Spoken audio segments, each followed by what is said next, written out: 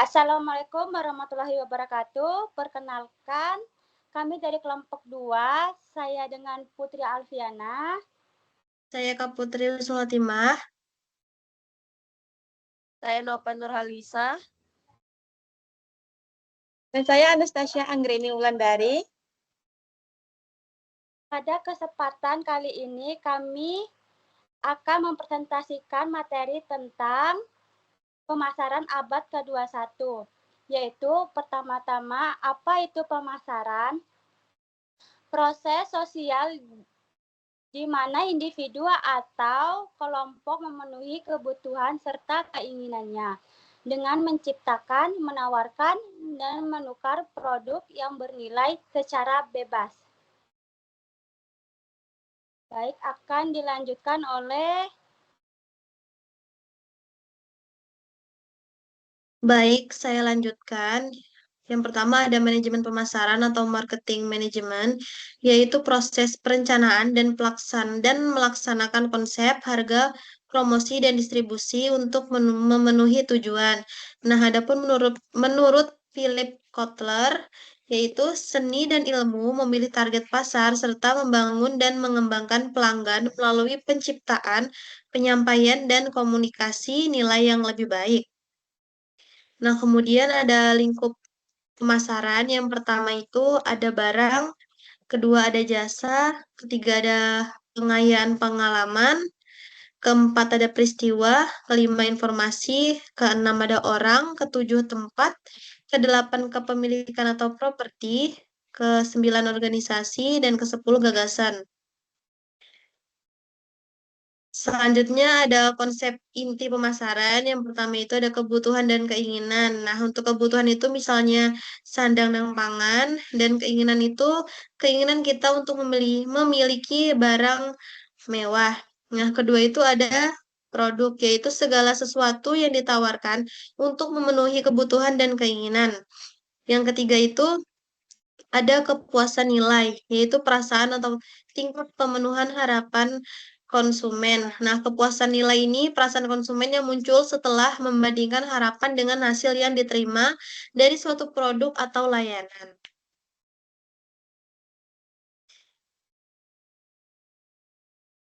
Selanjutnya ada pertukaran, yaitu cara memperoleh produk dengan menawarkan sesuatu. Nah, syaratnya itu yang pertama ada dua pihak, yang kedua memiliki sesuatu yang bernilai, yang ketiga dapat berkomunikasi dan menyerahkan sesuatu, yang keempat bebas menerima atau menolak, yang kelima itu yakin bahwa transaksi ini tepat dan diinginkan. Yang kelima ada pasar, tempat fisik, dan ruang pasar digital atau e-commerce. Kedua itu ada pemasar, dan ketiga itu ada prospek.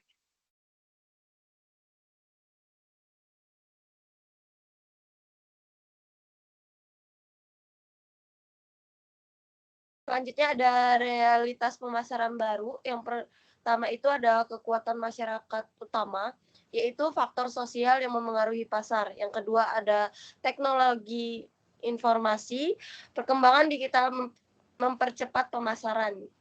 Yang keempat ada globalisasi, pasar semakin luas tanpa batas negara. Yang kelima itu ada deregulasi, yaitu aturan bisnis lebih longgar, peluang makin besar. Selanjutnya ada privatisasi, perusahaan swasta makin dominan.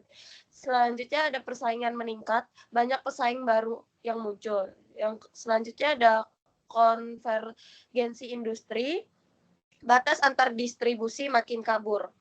Selanjutnya ada resistensi konsumen, konsumen makin kritis dan selektif. Selanjutnya ada transformasi ekonomi, perubahan struktur ekonomi mempengaruhi strategi pemasaran. Kemampuan baru konsumen, yang pertama meningkatkan uang berarti dalam hal daya beli. Selanjutnya ada ragam barang dan jasa yang lebih banyak, sejumlah besar informasi hampir tentang apa saja. Selanjutnya ada kemudian yang lebih besar dalam memesan dan menerima pemesanan.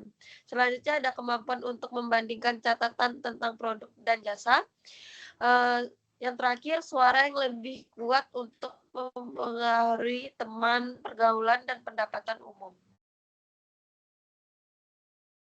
Slide selanjutnya membahas realitas pemasaran baru juga, yaitu kemampuan baru perusahaan dalam era digital atau era sekarang. Yang pertama itu ada internet menjadi saluran informasi dan penjualan yang kuat. Selanjutnya ada penelitian pasar, bisa mengumpulkan data pelanggan, prospek, dan pesaing yang lebih lengkap. Selanjutnya ada manajer lebih mudah berkomunikasi internal via internet. Selanjutnya ada perusahaan dapat mempercepat komunikasi eksternal dengan pelanggan. Pemasaran dua arah lebih mudah melalui iklan, kupon, sampel, mobil, dan marketing. Selanjutnya ada produk bisa dipersonalisasi sesuai kebutuhan konsumen. Pembelian, perekrutan, dan pelatihan bisa dilakukan secara online, tidak manual lagi. Dan terakhir, perusahaan bisa rekrut karyawan secara online dan tidak manual seperti dulu lagi. Slide selanjutnya.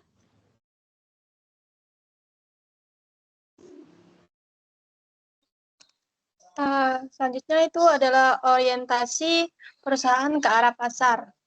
Terdapat 4 konsep pemasaran. Yang pertama, konsep produksi. Produksi harus tersedia luas dan harga terjangkau. Yang kedua ada konsep produk, yaitu kualitas, kinerja, dan inovasi menjadi fokus. Yang ketiga ada penjualan, perlu promosi, penjualan agresif, serta agar produk terbeli. Lalu yang terakhir ada konsep pemasaran, yaitu utamakan kebutuhan dan kepuasan pelanggan lebih baik dari pesaing.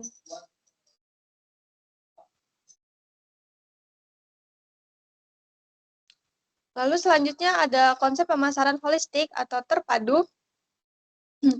Semua departemen di perusahaan kerjasama untuk melayani kepentingan pelanggan. Terdapat 2 level.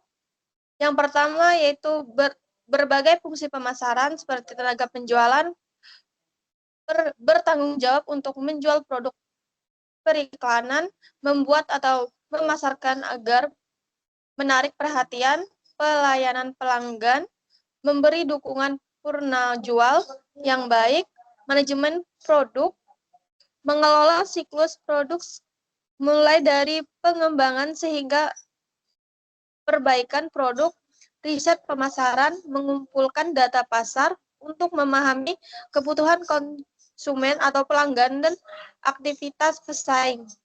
Lalu yang kedua ada pemasaran harus dirangkul oleh departemen-departemen lain, misalnya seperti departemen logistik harus memastikan pengiriman produk tepat waktu dengan tepat waktu sesuai dengan janji yang diberikan oleh tim pemasaran.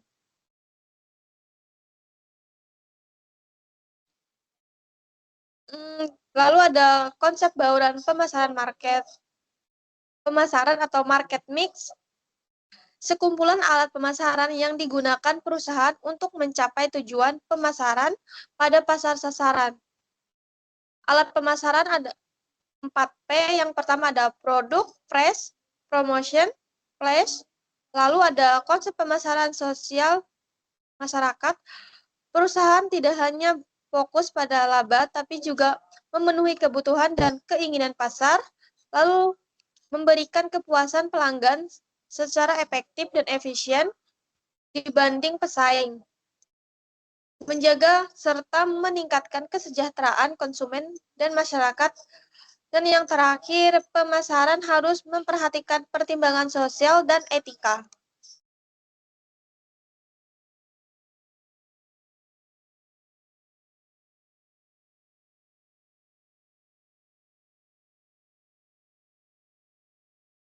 Kemudian ada tugas dari manajemen pemasaran. Yang pertama itu mengembangkan strategi dan rencana pemasaran, yaitu menentukan arah dan tujuannya. Yang kedua itu menangkap pemahaman pemasaran, itu menggali ide, data, insight pasar. Ketiga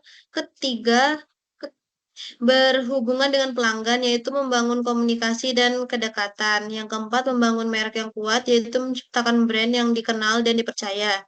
Kelima, membentuk penawaran pasar, yaitu menyesuaikan produk atau jasa sesuai kebutuhan. Yang keenam itu menghantarkan nilai, yaitu memberikan manfaat nyata pada pelanggan. Ketujuh, mengkomunikasikan nilai, yaitu menyampaikan pesan lewat promosi atau iklan. Yang terakhir itu menciptakan pertumbuhan jangka panjang untuk menjaga keberlanjutan dalam bisnis.